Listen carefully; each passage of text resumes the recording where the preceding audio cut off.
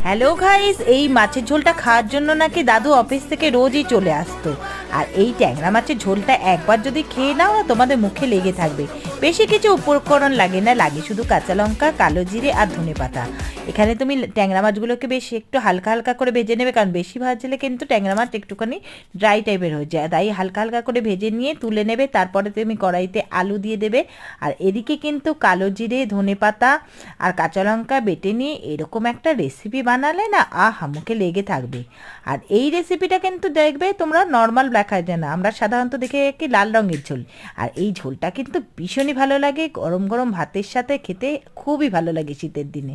তো ঝটপট বানিয়ে নাও। আর তোমরা কি করে বানালে, কেমন খেলে একটু অবশ্যই কমেন্টে জানিও কিন্তু।